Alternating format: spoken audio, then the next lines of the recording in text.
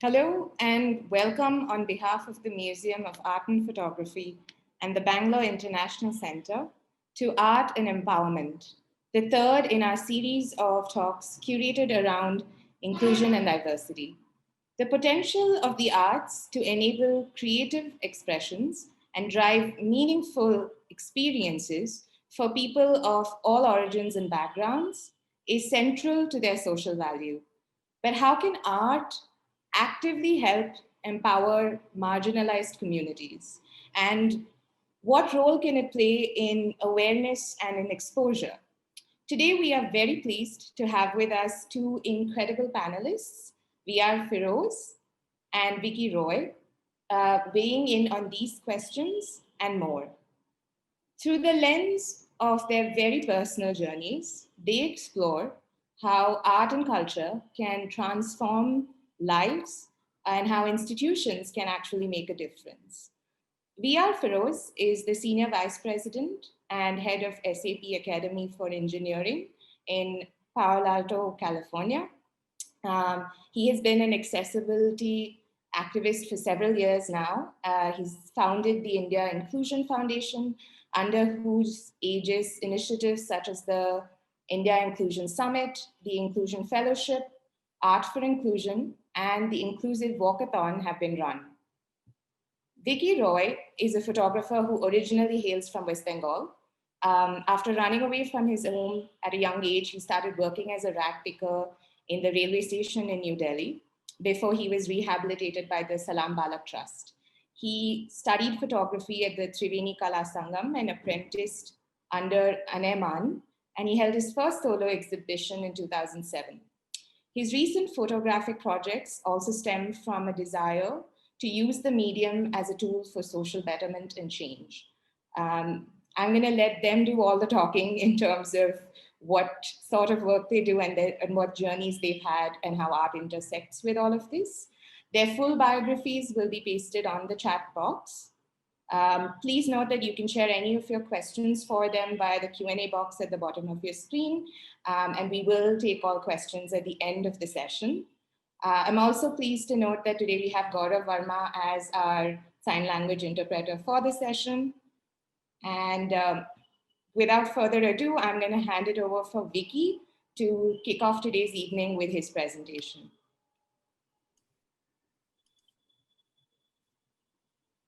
Hello everyone. Hi Silpa. Thank you so much.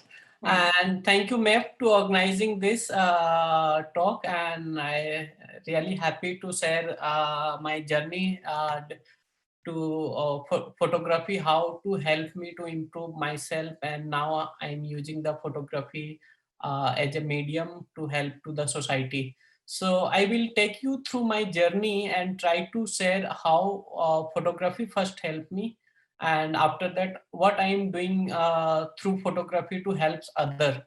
So I begin, I'm share with you my screen, and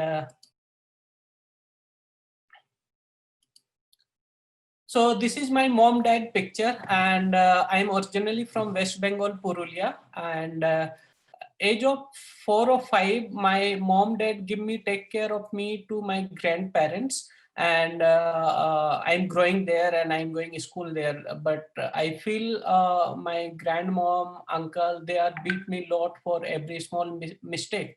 One day I decide to run away from my home because in the childhood time I saw some movie and I saw if people, someone go to the big city, so they become a rich man or maybe they become a hero.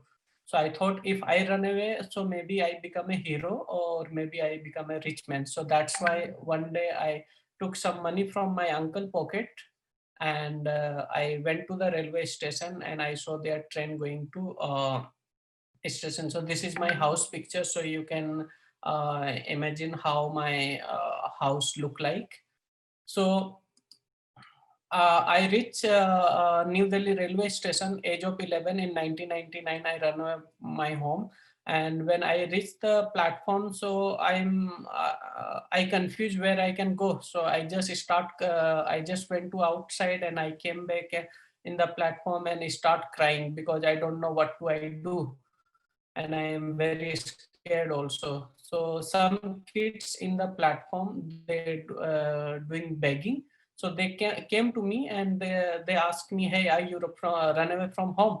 And I said yes. And then we have long discussions and we become a very good friend. So I just start walking with them and just spending time with them. And later, after 2 3 days, I also start working as a rag picker. So the people drinking water and they throw the empty bottle in the platform. So we just walking in the platform and in the track and we collect those water bottles. And after that, we refill another cold water in the same bottle and we sold in general bogie at 5 rupees. And that is the life in my the railway station. But in the platform, it's surviving is very difficult because sometimes police beat us, sometime any passenger lose anything, they beat us, and every platform there is villain. So sometimes they take our all money, and if in the platform if any fight happening, so they don't use hand or legs, they have some blade, they have blade for pickpocketing. So they use the blade and they cut sometime cheek or anywhere in the body. So I thought if I will be stay in the platform, so maybe in someday in my cheek also have a cut mark. So one day I decide to I will not live in the platform. So very close to New Delhi railway station, there is place called Ajmeri Gate, and there is lots of street restaurant. So one day I went to the one restaurant and I asked them to give me a job, and he gave me a job as a dishwasher, and I start working there. And after that, one volunteer came there and he saw I'm working there. So he said, "Your age now, go to school. So why are you working here?" So after that, I came to Salam Balak Trust. He sent me Salam Balak Trust. Salam Balak Trust is non-government organization built by Meera Nair after her success movie Salam Bombay. So I went there and I studied class 10th till class 10th because my percentage is not very good in class 10th. So my NGO teacher told me I am not very good in study. So change your track and do some vocational training. So they offer me to do some TV mechanic course, some sui course, or maybe some cooking course. So I told them I want to do photography. And then because after 18 years old, not allowed to live in shelter home, so they found for me job, and age of 70, I decided to leave my shelter home. So there is in Delhi, there is photographer Anay Man. He gave me a job as a photo assistant, and I start assisting him and learn photography. And after that, in 2007, I just share with you my screen. So Lama just give me a Kodak Capitan camera and I start click picture with this camera. So I took my friend in the park and I charge them 5 rupees to for the picture because I develop, and then after that I give them print. And during the working with Anay sir, I did my first solo exhibition called Street Dreams. So Street Dream, what I try to show when I was a street kids, and when I was in street kids, so I'm under 18 years old. So I click only under 18 years children in the New Delhi and some part of Delhi, and I'm just trying to show in the exhibition what is my life when I was in the street. So basically, when you can see this picture, so you basically see me how is my life in the street. And after that, I participate one worldwide photography competition, and they choose around the world 4 photographers to photo documentation of reconstruction of World Trade Center. And they invite me 6 months for New York to do the World Trade Center reconstruction work. And also I got admission in ICP. So I took in ICP 6 month documentary photography course there, and that New York give me a lots of confidence to how to work and how to talk about my work. So that really give me a good and great confidence. After that, in 2013, my first book came in Delhi, second Delhi Photo Festival, and my book call is Home Street Home. And this book called Home Street Home because first I live in the street, then after a home, and after that street, and then shelter home become my home. So in this book, I try to show how is my life in the shelter home. So basically, when you see this picture, so you basically looking me when I was in the shelter home, how is my life in the shelter home.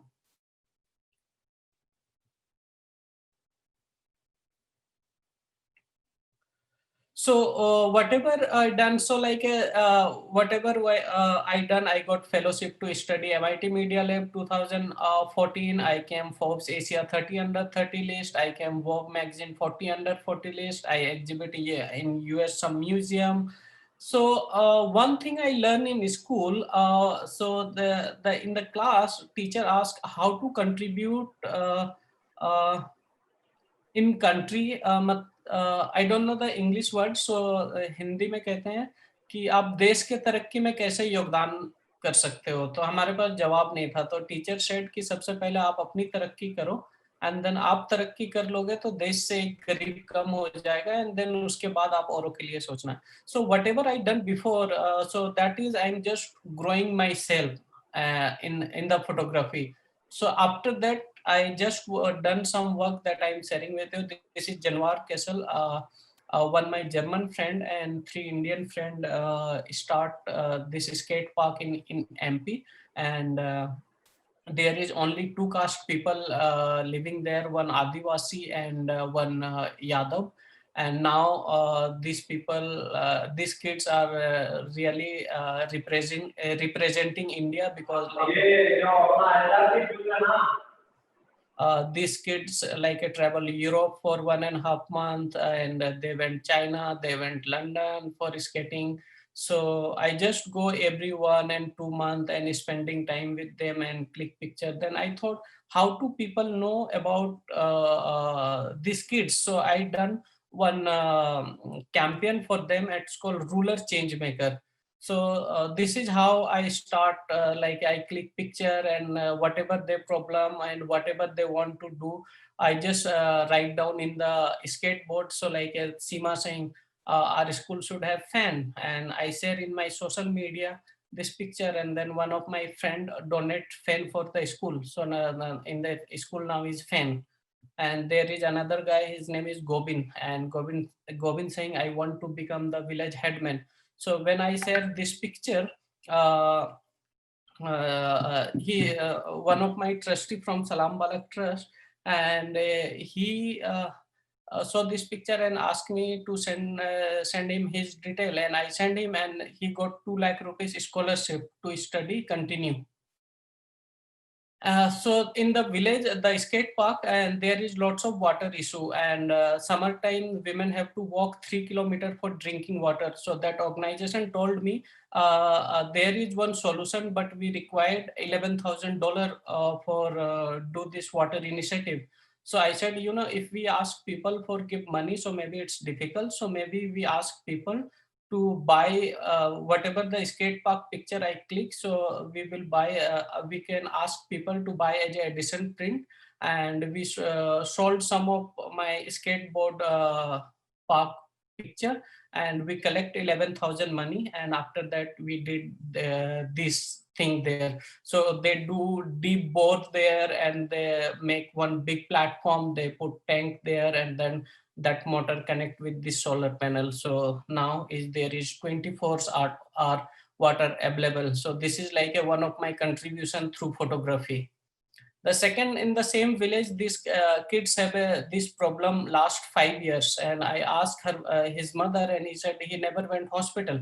So I clicked his picture, and his name is Sachin Adivasi, and then I came Delhi, and I make this collage, and I upload in my social media page, and within half an hour there is uh, one one of my friend or so his name is Vivek Gupta. Abhishek sir know him, and Vivek Gupta called me and he said, Vicky, I saw your picture, so please take care of him, and whatever the cost will come, I will take care. So I bring him Delhi, and his treatment done in AIMS, and right now he's perfectly fine. He now regular going school. In the next year, I click this picture near Jama Masjid. I'm doing some assignment for Save the Children, and I click this picture. So same day in the evening, I upload this picture in my Facebook.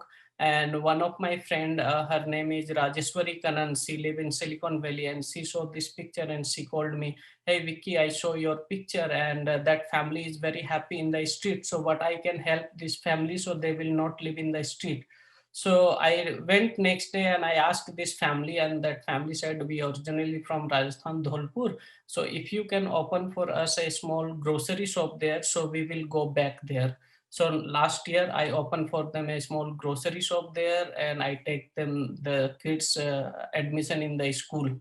So this is like a some small contribution through photography. I use the photography as a medium or as a tool to help to the society. And this is my recent work. This is Card Lane's New Mountainscape. This exhibition done in Vadera Art Gallery, Houston Asia Society. And in the beginning, I start my picture of my family, how is my house look like. And 2016 Mother's Day, I gifted this house to my mom. So this all money came from through photography, how art helped me to improve myself and support to the family. So this is my life journey through photography.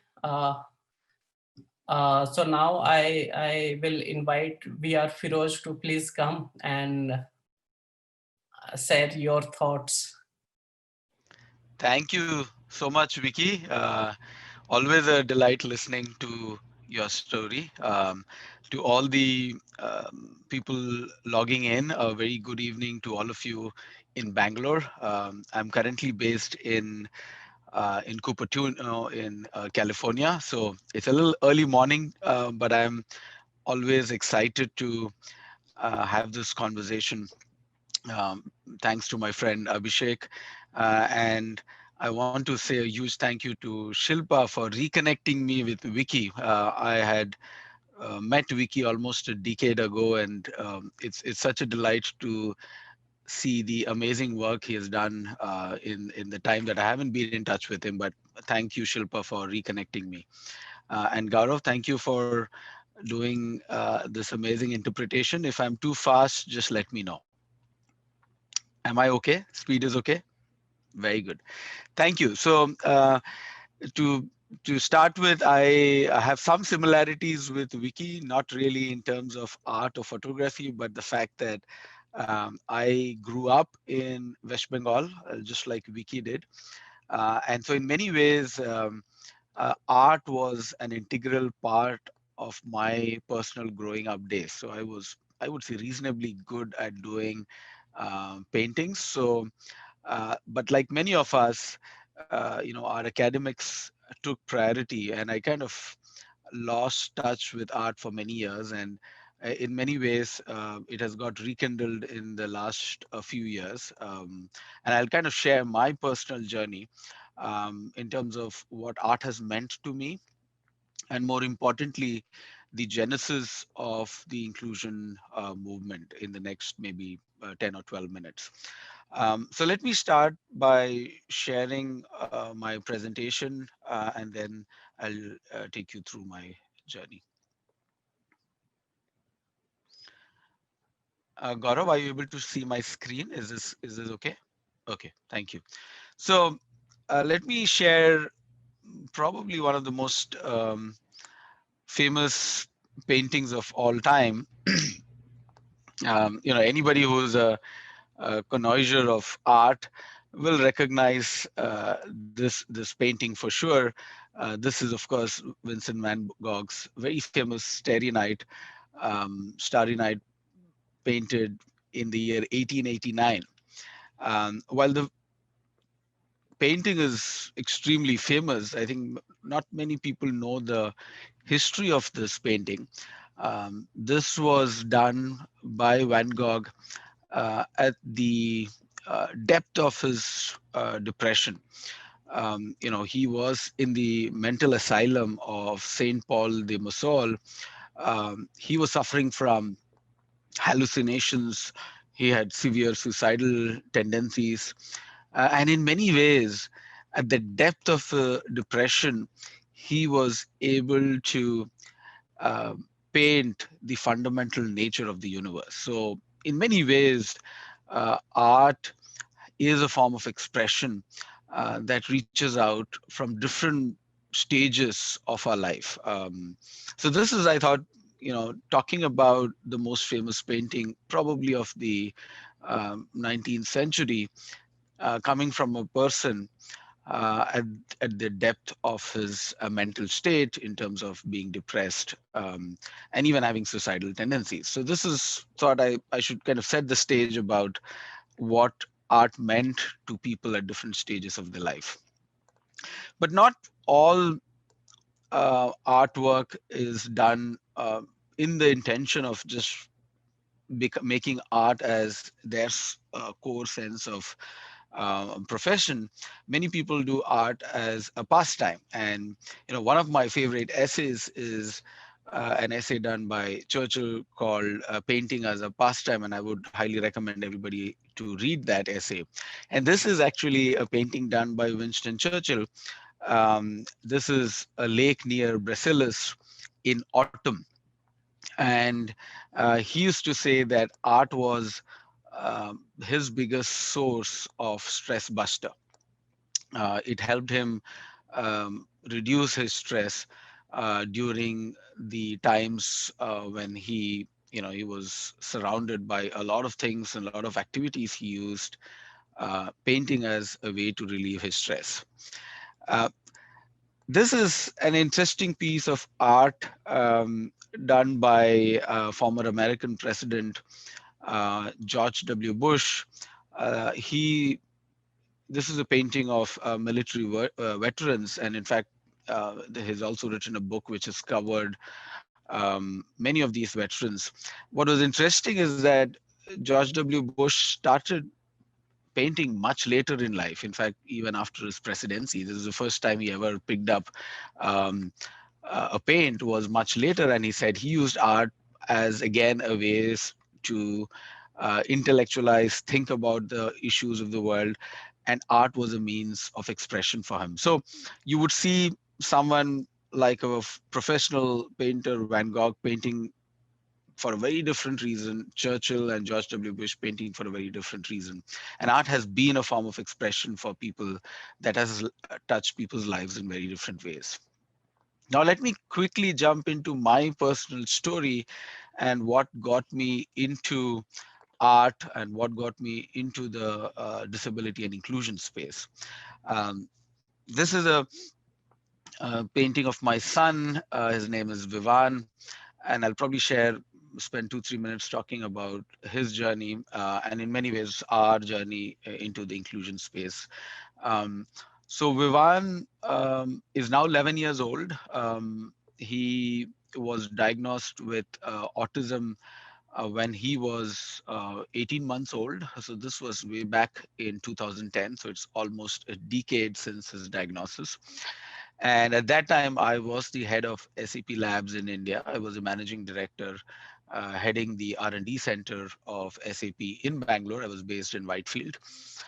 And he's my only son. So like every parent, he meant the world to us. And I went into a form of depression after his diagnosis because I really didn't know what autism was. And and like everybody who goes through that, what I call as the different 4 or 5 different stages of grief, I went through those as well, starting from denial to anger to depression and finally to acceptance. But I think the defining moment for me personally was when I got a phone call from my mentor, Dr. Kiran Bedi. Many of you know her. She's currently the governor of Pondicherry. She was very close to me, a very, very dear friend and mentor, and like a family. And when I was going through that difficult stage in life, I got a call from her, and she asked me, Feroz, why this radio silence? Why haven't I heard from you for such a long time? And I had really cut myself off from people around me because I wasn't able to accept and understand what was happening. And she said something very profound which changed my life forever. And she said, Firoz, most people spend their entire lifetime not knowing what their purpose is. You are incredibly fortunate. The purpose found you. Spend the rest of your life not just taking care of Ivan, which you should do, which is what every parent should do, but also to use your position of power, authority, network, and your support system to make a difference, not just for Vivan, but also for other less fortunate people. In many ways, that was uh, what changed my life. And since then, the last 10 years has probably been, I would say, the most fulfilling time of my life. Even though I would say, having a child with special needs is incredibly challenging, both at a personal level and even professionally, but it's also been probably the most fulfilling part of my life. So what really happened after that phone call was I really felt that I could do something and give back to the society. And so I really jumped into the disability space. I was not aware of anything in the disability space. And I got actively involved in understanding the challenges that are faced by people with disabilities. And one of the things that a lot of parents told me was that they didn't know what to do with their loved ones after they are gone. This seemed to be the number one challenge for people who had their loved ones who were disabled, either physical or intellectual disabilities. And one of the reasons they said was that people with disabilities were not meaningfully employed. That was the reason they were not independent, and that was the reason they never were able to make a meaningful life of their own, especially after the loved ones or the parents were gone. And that led me to a journey where I met Thorkel Sona, who is an entrepreneur in Denmark. And one of the things he had done was started an organization called Specialist Turn, which means the specialist. And what he did was hired people who were on the autism spectrum, and they were hired to do specific tasks that people on the autism spectrum were very good at, which basically use their skills of good memory, having the ability to do repeated tasks, and so on.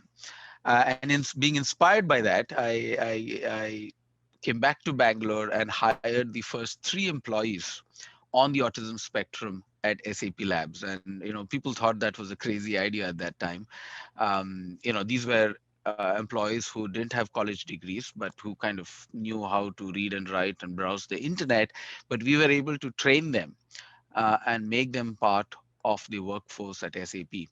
After 18 months, we were able to prove that people on the autism spectrum were as good as my other engineers. And then what happened was a series of coincidences. I would say we got extremely lucky. Forbes carried an article about how autistic people triumphed at SAP Labs. That article went viral. I was in the same year I was selected as a young global leader by the World Economic Forum, and they invited me to Davos to speak on a topic that can change the world. I gave a 4-minute speech about how hiring people on the autism spectrum made business sense. So I said, this is not charity. I think they're just good at what they do, and this makes a lot of sense for businesses to hire people with autism and other forms of disabilities. CNN carried my speech verbatim the next day. And as luck would have it, our CEOs read the news and they called me for a breakfast meeting at Davos. And he said, Firoz, are you doing this? And I'm like, yeah, I've been doing this for a little over 1.5 years. And they were very surprised. My CEOs, at that time, we had 2 of them, we had 2 co-CEOs. And they said, if you could do this in India, why can't we do this across the world? And that prompted SAP to make one of the most landmark announcements for people with disabilities anywhere in the world. SAP made an announcement that 1% of its global workforce At that time, we were 65,000 employees.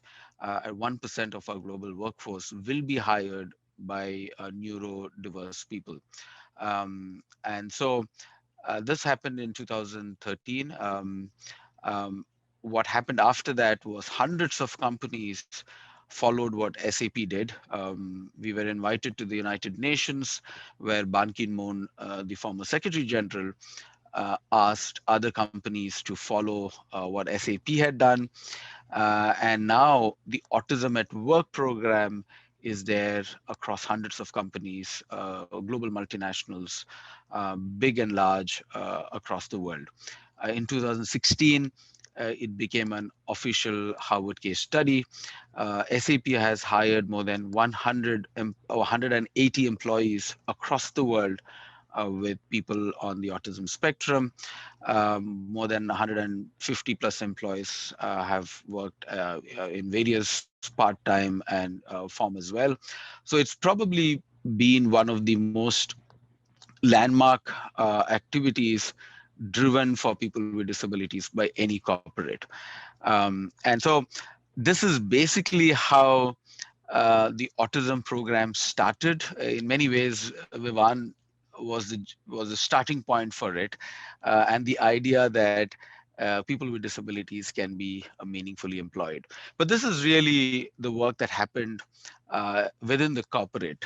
In the year 2012, I was also having a conversation with, at that time, um, Dr. Arun Shauri, who has a person with profound disabilities, and one of the things he asked me to do was to build a platform to celebrate people's differences. And that's how I started the India Inclusion Summit in 2012. This year is the 9th year of the summit. And like everything else, this is a virtual event this year. The first 8 years has been a physical event in Bangalore, and Abhishek has been an integral part of this. Last year, in 2019, what happened was I was traveling to Norway and I visited the National Museum in Oslo. And that's the first time where I saw a museum was truly accessible. Many of the famous paintings were fully tactile enabled. And so I was like, why is other museums around the world, especially in India, not truly inclusive? And to put a spotlight on art, we started something called the Art for Inclusion, where we promote, where we select between 8 to 10 artists who are people with disabilities and promote them and support them in their journeys. And more importantly, we built a 2-day exhibition of artwork, which was truly inclusive, which means it was tactile enabled, it was voice enabled. And in many ways, this was the first art exhibition in the country, even if it was just for 2 days, and we showcased the art of the first 8 artists in a truly accessible and inclusive form. Um, every year, we launch the India Inclusion Summit with an artwork from a person with disabilities. The one that I'm showing you is an artwork done by Anu Jain, who was one of our Art for Inclusion Fellows last year. And every year we launch with an artwork. And every year we select artists. This is the list of artists with disabilities, 9 of them whom we've selected this year, and we are promoting their artwork across the country.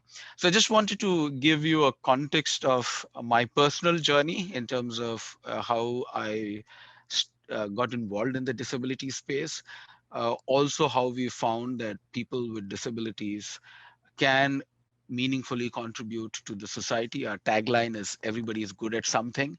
And finally, how I believe personally that art is an integral part of a society, and how we in our very small ways are supporting artists from who are people with disabilities.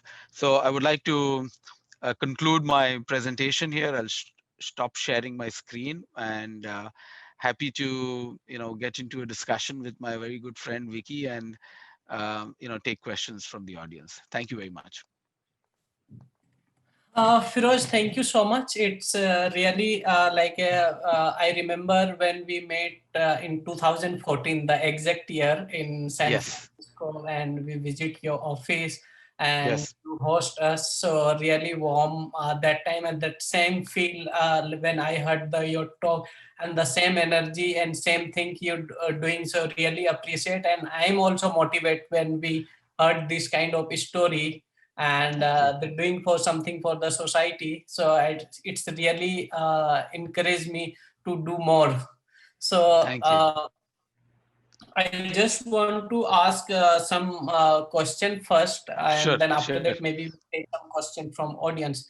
So Thank you. first question is your organization, there is one tagline. Uh, Yes. so maybe if you can share and tell about that tagline, why you choose that tagline. Beautiful, beautiful question, Vicky. Yeah, as I said, the in many ways, the article which was written by Forbes was created a massive ripple effect, and the article title was "Everyone is good at something." So if you actually just do a Google search of "everyone is good at something" with Forbes, you will find the article which had gone viral, and it's amazing that that article was nothing but what the journalist told me at that time. He just uh, recorded my speech and transcribed that and published it, and that went fully viral. And even after 10 years, Vicky, I get messages from mothers across the world, especially mothers, who write to me and say, Firoz, thank you for giving me hope. So in many ways, that article tagline, the headline of that article is "Everyone is good at something," and that is on my office that I'm currently sitting in. I have a printout of that and I've kept it there on the wall because it's played such an integral part in driving the idea of inclusion. So that's basically how it all started. And so when I started my foundation, we always use the tagline "Everyone is good at something." So that tagline give me an idea, and maybe in future or maybe next year we'll do with this tagline something, and that your Absolutely. and my collaboration. Thank you. I'm looking forward to it, Vicky, because it's such a powerful thought, and I'm super excited to work with you together again. Thank you so much, Firoz. So my next question is, you have kept away, because ये मैंने लिख करके रखा हूँ, तो मैं इसमें हाँ थोड़ा नीचे देख करके आपसे हाँ हाँ, आराम से हाँ. so you have kept away from your purely commercial artwork and Yeah, focused a lot of driving social change through your art. How yeah, are you able to manage this is in very particular way? yeah. So one of our core ideas, Wikibai, is that um, India Inclusion Foundation is a fully, I would say, volunteer run. So it's a very interesting that we run the foundation with no employees. Everybody is a volunteer in the organization, and we keep away from any financial transactions. Of course, we get supported by a lot of corporates who are supporting us in driving a lot of the activities, including individual donors. But one of our core ideas is that we don't want to lead with money in any form. Not that money is not important, but we believe that we want to lead with the core purpose of disability and inclusion. Uh, and one of the things, of principles we use is what we call as no logos and no egos. So, अगर आप हमारा website में जाएंगे तो कोई logo नहीं दिखेगा आपको. ना, Okay. even though a lot of companies support us, कोई company का logo आपको नहीं मिलेगा क्योंकि though we appreciate what they do, we really believe that we should lead with our core purpose, which is inclusion. So that has been our core mission, Vicky. And maybe I will ask you this question back because you follow in many ways the same principle. आप भी मुझे जब पिछली बार बात किया था आपने बताया कि आप commercial projects कम लेते हैं. ऐसा नहीं है कि आप नहीं लेते हैं क्योंकि everybody has to make a living. But आपने भी वही प्रोजेक्ट लिया है जिसका कोई सोशल इम्पैक्ट हो. तो आप उसके बारे में थोड़ा बताइए कि आपको अपना डेली लाइफ भी you know you make your living through art, so आप कैसे कमर्शियल प्रोजेक्ट से दूर कैसा रहते हैं? So that is very interesting. So most of the time I do lots of NGOs assignment, and sometimes it's very difficult to survive. But क्या होता what happen when your work is strong? So पैसे कहीं ना कहीं से आ जाते हैं अपने आप. And हाँ my lifestyle is very simple, and living style also is very okay. So हाँ that whatever money I income, I am able to manage that. So that's why I हाँ don't have like a pressure to do like a lots of commercial work. So end of the day I know whatever I'm doing, so that give me a more relax at the night. मैं अच्छे से सो पाता हूँ, and मैं खुश रहता हूँ कि मैंने ये काम किया हूँ और इसके वजह से ये हुआ. So that is the only simple reason.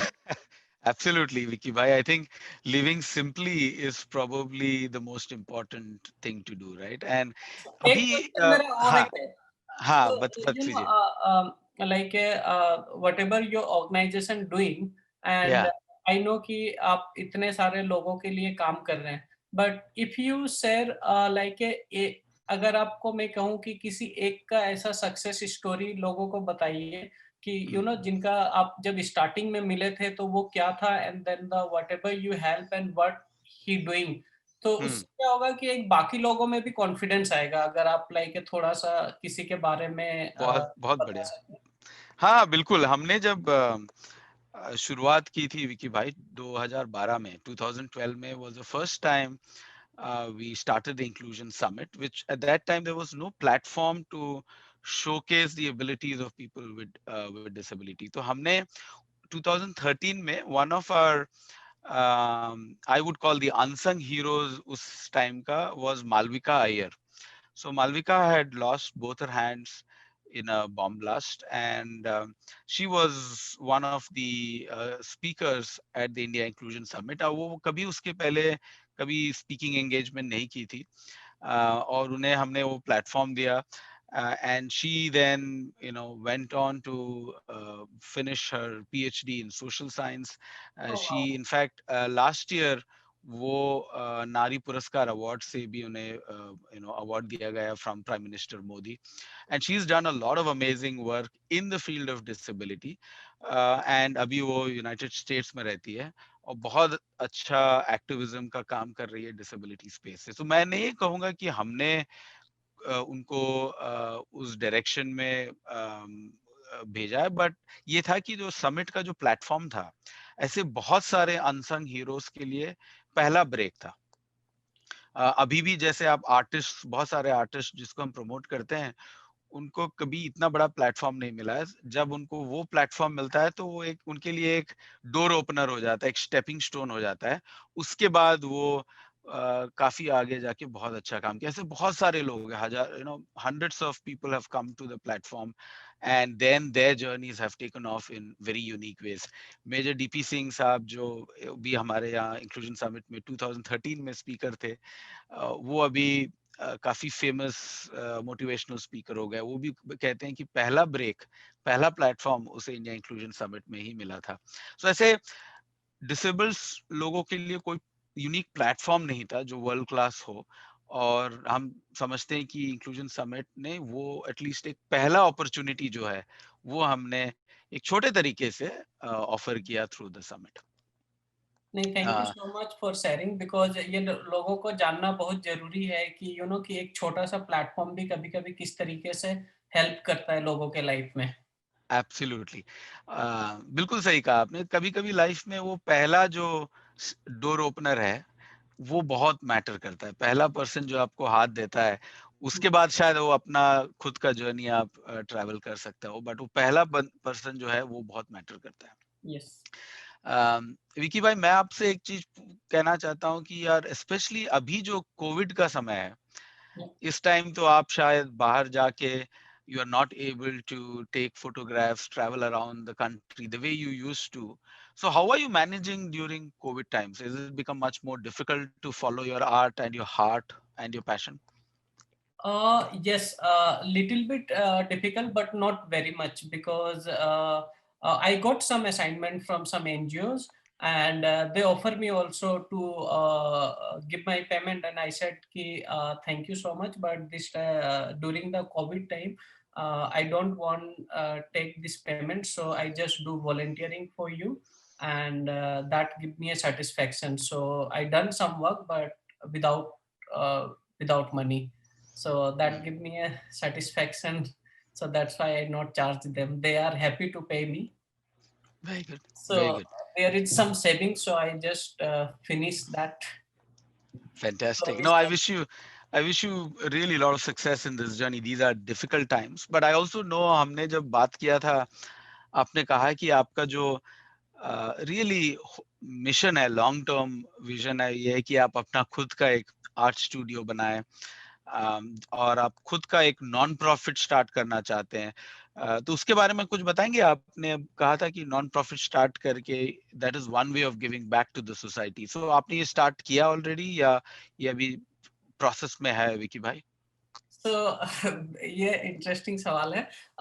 सो जैसे जब मैं फोटोग्राफी के थ्रू जो हेल्प कर रहा था, तो मुझे लगा कि इसको एक ऑफिशियल तरीका देने के लिए, ऑफिशियल वे में लाने के लिए आई थॉट व्हाई नॉट मैं एक ट्रस्ट रजिस्टर कराऊं। सो मैंने एक ट्रस्ट रजिस्टर कराया, बट मैंने अभी तक उसका बैंक अकाउंट नहीं खुलवाया हूँ, अभी तक उस पे और कुछ काम भी नहीं करवाया हूँ, बट मैंने रजिस्टर किया। और आइडिया यही था कि मैं बाकी आने वाले टाइम में मैं जो भी हेल्प करूंगा, वो इस ट्रस्ट के थ्रू प्रॉपर वे में हेल्प करूंगा। So maybe I will start some photography grant, कि ईयर में 1-2 ग्रांट स्टार्ट कर सकूँ। तो उसके लिए व्हाट आई डिड, मैंने देखा कि लोगों को आर्काइविंग चीज़ों पे बहुत इंटरेस्ट होता है।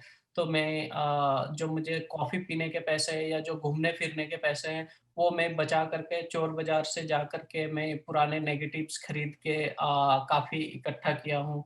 और इन फ्यूचर लाइक उनको मैं प्रोसेस करके, एंड मुझे अभी पता नहीं, उस पे थोड़ा-सा स्टडी करना पड़ेगा या हम्म, किसी से करवाना पड़ेगा अगर मेरे बस की बात नहीं है तो। एंड उस हम्म, वर्क से अगर कुछ पैसे आते हैं, तो उस पैसे को मैं इन्हीं तरह के चीज़ों में यूज़ करूँगा, ग्रांट में या किसी और की अगर कुछ हेल्प कर सकता हूँ, तो इस तरीके से उसके थ्रू मदद करने की कोशिश करूँगा इन फ्यूचर। बहुत बढ़िया। मैं चैट बॉक्स में देख रहा हूँ लोगों का क्वेश्चंस। उसमें किसी ने कहा है कि आप अपना ऑटोबायोग्राफी जरूर लिखिएगा जब आप और फेमस हो जाओगे। कभी सोचा है उसके बारे में? आपने एक किताब बहुत बढ़िया लिखा है फोटोग्राफ्स के बारे में, बट आपने कभी ये सोचा है कि आपकी खुद की जर्नी को डॉक्यूमेंट किया जाए? मैं तो खुद से नहीं लिख सकता हूँ, बिकॉज़ मुझे ना पढ़ने और लिखने का दोनों ही मन नहीं करता है। मेरे से मेहनत करवा लो, ठीक है? हाँ, तो मुझे पढ़ उन दोनों चीज़ से मैं थोड़ा-सा दूर भागता हूँ। कोई और लिखेगा तो I will sit with that. Very good. एक और क्वेश्चन है जो मालविका राव लिखे हैं कि वो एक फेलो है टीच फॉर इंडिया में, ओह यस। और वो एडुकेटर है, और वो चाहते हैं कि वो अपना स्टूडेंट्स को हुँ। कैसा सपोर्ट कर सकते हैं आर्ट, आर्ट डेवलपमेंट, आर्ट या फोटोग्राफी, और आर्ट के थ्रू उनको कैसा कम्युनिटीज को चेंज कर सकते हैं। कुछ आइडियाज होंगे आपके पास? क्योंकि वो एडुकेटर है, और एजुकेशन और बच्चों को कैसे ये अर्ली स्टेज में स्टार्ट कर सकते हैं। सो मैं टीच फॉर इंडिया के साथ काफ़ी काम किया हूँ। सो मेरे ख्याल से अभी तो सडनली ऐसा कुछ नहीं है, बट मोस्ट ऑफली जो प्रोसेस होता है कि लाइक बच्चों के साथ वर्कशॉप करना, एक्सपीरियंस शेयर करना, एंड फिर वो बच्चे उस चीज़ को आगे लेकर के जाते हैं। सो हम्म, एक ये तरीका हो सकता है, बट उसे वो कंटिन्यूज़ में करना पड़ेगा। ये नहीं कि एक हो करके बिल्कुल खत्म हो गया और उसके बाद कुछ नहीं। अच्छा, बहुत बढ़िया। और एक और क्वेश्चन लूंगा, उसके बाद मैं वापस शिल्पा जी को, I hand it back to Shilpa. इनका कहना ये कि स्कूल करिकुलम में इंक्लूसिव आर्ट फॉर्म्स कैसे कर सकते हैं, एंड मे बी मैं कोशिश करूंगा इस क्वेश्चन को आंसर करने का। And my personal take has been that the biggest shift that we need is a change in mindset. And this has to start early. This has to start at the school level. In fact, after conducting the Inclusion Summit for 8 years, my big realization was maybe we are targeting the wrong audience to start with. I would rather do Inclusion Summit for children, because when you start changing the mindset for children, you drive change in the society. And it couldn't be a better time than today. In fact, we are launching the India Inclusion Summit for youth today. So please log into indiainclusionsummit.com. It is from 5 p.m. to 7 p.m. today. We have got more than 500 schools across the country to sign up for the Inclusion Summit. The idea is that school children attend this 2-hour virtual event, and then they share their understanding of inclusion. What does inclusion mean for them? And we believe that true change in schools is the starting point of building and driving an inclusive society. So I hope that answers your question about what is it that we can do about inclusion in schools. Vicky, I think you've got 8 or 9 minutes remaining, so I will pass it back to Shilpa. Yeah. Shilpa, if you have any specific questions from the audience, I've tried to ask some of them through the chat window, but happy to take any more questions. Back to you, Shilpa. You are on mute, Shilpa. Yes, sorry. Thanks, Feroz and Vicky. So there are, of course, you took a couple of the questions, Yeah, and there are a lot of comments that you might have seen as well. So yeah. very quickly, Sanjoy has said that, we would certainly commission a biography on Vicky and your peers at Salam Balak Trust. It's all of your success stories in one place. I'm sure it'll do very well. Lokesh has said, Feroz, it was a very inspiring evening, but only parents like you who join hands with empathy for this cause. So how do we enable bringing about a common framework to train teachers to bring children with autism into the mainstream cultural space? Very good question. Um, after spending a decade trying to understand the disability space, and I can tell you it is incredibly complex. It is a multi-dimensional, multi-layered challenge.